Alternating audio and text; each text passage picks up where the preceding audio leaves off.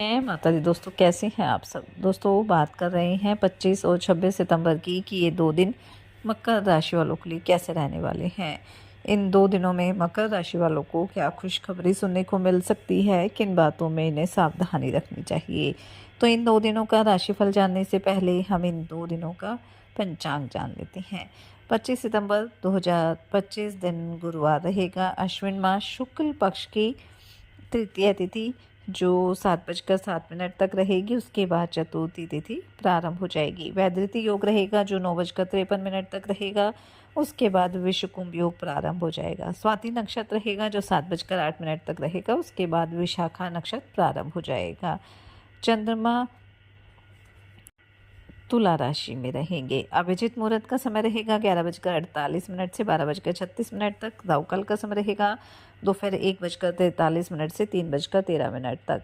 अब बात करते हैं 26 सितंबर की। 26 सितंबर 2025 दिन शुक्रवार रहेगा। अश्विन मास शुक्ल पक्ष की चतुर्थी तिथि जो 9:34 तक रहेगी। उसके बाद पंचमी तिथि प्रारंभ हो जाएगी। विषुकुंभ योग रहेगा जो 10:50 तक रहेगा। उसके बाद प्रीति योग प्रारंभ हो जाएगा। विशाखा नक्षत्र रहेगा जो 10:09 तक रहेगा। उसके बाद अनुराधा नक्षत्र प्रारंभ हो जाएगा। चंद्रमा 3:24 तक तुला राशि में, फिर वृश्चिक राशि में आ जाएंगे। अभिजित मुहूर्त का समय रहेगा 11:48 से 12:36 तक। राहुकाल का समय रहेगा 10:05 से 11:48 तक। 25 सितंबर को चौथा नवरात्र रहेगा और नवरात्र के चौथे दिन माँ दुर्गा के चौथे स्वरूप माता कुष्मांडा की पूजा अर्चना की जाती है और ऐसा माना जाता है कि माँ कुष्मांडा की पूजा से धन, शक्ति, बुद्धि और स्वास्थ्य में वृद्धि होती है। माँ कुष्मांडा 8 भुजाओं वाली दिव्य शक्ति है, इसलिए इन्हें अष्टभुजा देवी भी कहा जाता है। और ज्योतिष की अगर बात की जाए तो माँ कुष्मांडा का संबंध बुध ग्रह से है, इसलिए माता का ये रूप बुद्धि का वरदान देती है। और इस दिन माँ दुर्गा के इस रूप की पूजा करने से बुध ग्रह भी मजबूत होता है। तो माँ कुष्मांडा की पूजा में विशेष रूप से पीले रंग का केसर वाला पेठा चढ़ाना शुभ माना जाता है।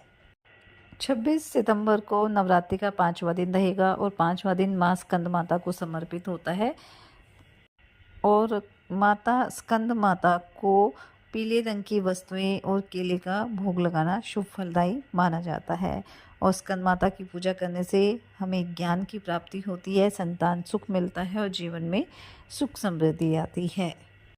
तो आप पूरे विधि विधान के साथ माँ दुर्गा के इन रूपों की पूजा अर्चना करें। दुर्गा सप्तशती, दुर्गा चालीसा का पाठ जरूर करें। माँ दुर्गा के मंत्रों का जाप करें। माँ दुर्गा को गुड़हल के पुष्प अवश्य अर्पित करें क्योंकि गुड़हल के पुष्प माँ दुर्गा को अत्यंत प्रिय होते हैं। पूरे श्रद्धा भक्ति भाव से आप माँ की पूजा अर्चना करें, माँ आपकी हर मनोकामना पूरी करेगी। तो चलिए बात कर लेते हैं ये 2 दिन मकर राशि वालों के लिए कैसे रहेंगे। ये 2 दिन मकर राशि वालों के लिए बेहद शानदार रहेंगे। इन 2 दिनों में आपकी कोई मनोकामना पूरी हो सकती है, जिससे घर परिवार में भी खुशी का माहौल रहेगा। कारोबार की दृष्टि से भी ये 2 दिन काफ़ी अच्छे रहेंगे। सभी का सहयोग और समर्थन आपको मिलेगा। कोई नई डील फाइनल कर सकते हैं, कारोबार का विस्तार होगा। वहीं नौकरी पेशा लोगों के लिए भी 2 दिन काफ़ी अच्छे रहेंगे। उच्च अधिकारी पूरी तरह से आपके ऊपर मेहरबान रहेंगे और इससे आपके मान सम्मान में भी वृद्धि होगी। पैतृक संपत्ति संबंधी मामलों में भी अगर किसी तरह की परेशानियां चली आ रही थी तो उनमें काफ़ी राहत मिलेगी। और इन 2 दिनों में आप कहीं घूमने फिरने भी जा सकते हैं और घूमने फिरने के दौरान कोई महत्वपूर्ण जानकारी भी आपको मिल सकती है। संतान की तरफ से भी मन प्रसन्न रहेगा। आप अपनी संतान को कोई बड़ी जिम्मेदारी भी दे सकते हैं। इन 2 दिनों में मेहनत के साथ साथ भाग्य का साथ भी आपको मिलेगा और आपको उम्मीद से ज़्यादा लाभ मिलने की संभावना रहेगी। आपकी जो मेहनत है, आपके जो प्रयास है वो रंग लेकर आएंगे। इन 2 दिनों में किसी सामाजिक आयोजन से जुड़ने का मौका भी आपको मिलेगा और जहां कुछ प्रभावशाली लोगों से भी आपकी मुलाकात होगी। घर परिवार में किसी नए मेहमान का आगमन हो सकता है, जिससे घर में खुशी का माहौल रहेगा। कुछ नए मित्र भी आपके बन सकते हैं। आपकी प्रमोशन की बात भी आगे चल सकती है। घर में भी सुख शांति रहने वाली है और इससे आपका जो आत्मविश्वास है काफ़ी मजबूत रहने वाला है। पारंपरिक कार्यों से भी आपको जुड़ने का मौका मिलेगा। विद्यार्थियों के लिए भी 2 दिन काफ़ी अच्छे रहेंगे, पढ़ाई पर पूरा ध्यान देंगे, मन एकाग्र रहेगा और आप अपने क्षेत्र में काफ़ी अच्छा प्रदर्शन भी करने वाले हैं। सरकारी नौकरी की तैयारी में लगे लोगों को अपने कार्यों पर पूरा ध्यान देने की आवश्यकता रहेगी और अगर आप पूरा फोकस करके चलेंगे तो आपको सफलता अवश्य प्राप्त होगी। घर परिवार में कोई सदस्य है, छोटे भाई बहन हैं, उन्हें नौकरी के लिए कहीं बाहर भी जाना पड़ सकता है।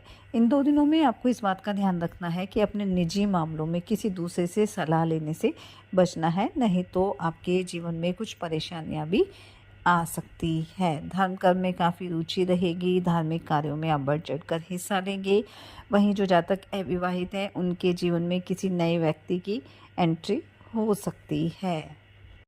अगर इन 2 दिनों में आप अपने काम को लेकर कोई बदलाव करेंगे तो वह भी आपके लिए काफ़ी अच्छा रहने वाला है।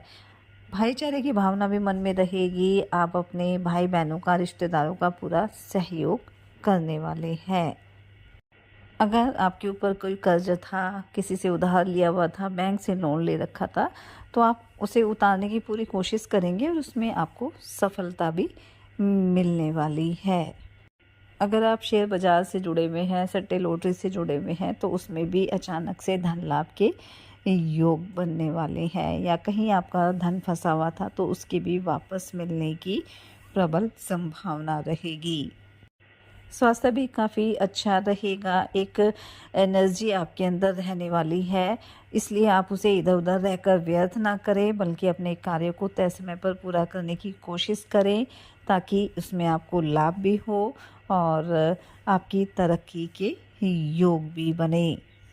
प्रेम संबंधों के लिए भी 2 दिन काफ़ी अच्छे रहेंगे, आपके रिश्तों में मजबूती रहेगी, प्रेम विवाह के योग भी बन सकते हैं जिसमें घर परिवार की मंजूरी भी आपको मिल सकती है। जीवन साथी के लिए भी आप कुछ उपहार लेकर आ सकते हैं जिससे आपके रिश्तों में मजबूती रहेगी। तो कुल मिलाकर बात की जाए तो 2 दिन काफ़ी अच्छे रहेंगे, कोई बड़ा लाभ इन 2 दिनों में आपको मिल सकता है, इसलिए इस समय का फ़ायदा उठाएं, मेहनत करें, अपने प्रयास जारी रखें, साथ ही सच्चे मन से आप ईश्वर आराधना करें, हनुमान जी और शनिदेव की आराधना करें। हनुमान चालीसा का पाठ आप जरूर करें, अपने सामर्थ्य अनुसार गरीब और असहाय लोगों की मदद करें, उन्हें दान दक्षिणा दें, इससे आपके जीवन में सदैव खुशियां बनी रहेगी। ये 2 दिन आपके लिए मंगलकारी रहे, शुभता भरे रहे, इसी मंगल कामना के साथ जय माता दी।